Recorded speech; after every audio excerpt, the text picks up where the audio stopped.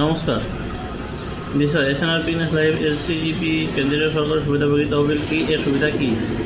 ফার্মটি কেন্দ্রীয় সরকার ফার্ম কেন্দ্রীয় স্টাফ এবং অন্যান্য সামাজিক উন্নয়ন সংস্থার জন্য একটি কেন্দ্রীয় স্তরের তহবিল তৈরি করেছে। এই তহবিলটিকে এসসিজিপি কেন্দ্রীয় অফিস তহবিল বলা হয়। ফান্ডের আয়ের উৎস হবে ফার্মগুলি অফ কমিশন।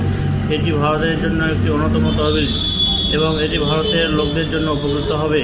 তহবিলের কমিশন দুই প্রকার, একটি হলো এসসিজিপি মেম্বারশিপ কমিশন এবং দ্বিতীয়টি হলো SCGP member earning commission of the firm. SCGP সদস্যতা কমিশন এই ধরনের কমিশন প্রতিটি নতুন বা নবায়নকৃত এসসিজিপি সদস্যতা নিবন্ধন থেকে আসবে। কমিশন প্রতিটি এসসিজিপি সদস্যতার জন্য 50 টাকা হবে। সুতরাং আমরা যদি 50 করোড় এসসিজিপি সদস্য পাই তাহলে তহবিলের উৎস হবে 50 করোড় ইন্টু 50 সমান 250 করোড়। দ্বিতীয় এসসিজিপি সদস্যদের উপার্জন কমিশন এই ধরনের কমিশন ফার্মগুলি থেকে আসে। এসসিজিপি সদস্যতা প্রতিটি উপার্জনের পরিমাণ থেকে আসবে। এই কমিশন প্রতি 14 মাস পর ফার্ম থেকে এসসিজিপি সদস্য মোট উপার্জনের 1% পায়। আমরা এসসিজিপি সদস্যদের সুবিধাভোগী তহবিল দেখতে পাবো, যেখানে প্রতি এসসিজিপি সদস্য প্রতি 14 মাস পর 50 লাখ এর বেশি আয় করছে। তাদের ব্যাংক অ্যাকাউন্টের মাসে এইভাবে আমাদের এসসিজিপি মেম্বারশিপ আর্নিং কমিশন হিসাবে গণনা করবে। প্রতিটি এসসিজিপি সদস্য থেকে 1% 15,000 এর মধ্যে 1,50,000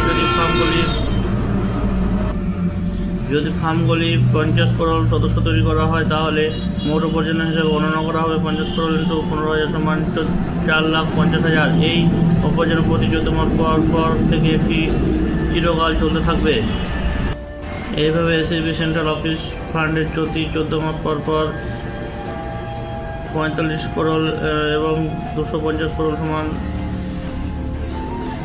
4,50,250 করোড় উপার্জন করে। এসসিজিপি কেন্দ্রীয় অফিস কমিশনের ফান্ডের সাধারণ ব্যবহার নির্দেশাবলী: শিক্ষা খাতের জন্য 40%, স্বাস্থ্য খাতের জন্য 10%, কৃষি খাতের জন্য এসসিজিপি সদস্যতা ভবিষ্যৎ তহবিলের জন্য 10%, সরকারি অফিস স্টাফ প্রাইভেট ফান্ডের জন্য 10%, ফার্মের স্টাফ প্রাইভেট ফান্ডের জন্য 10%, সামাজিক উন্নয়নের সংস্থার জন্য।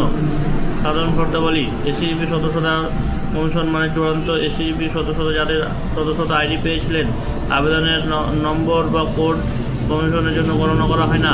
এসসিজিপি মেম্বারশিপ আর্নিং কমিশন মানে এই ধরনের কমিশনের মাধ্যমে উপার্জনের পরিমাণ গণনা করা হবে যা শেষ পর্যন্ত ব্যাংক অ্যাকাউন্টে জমা হবে।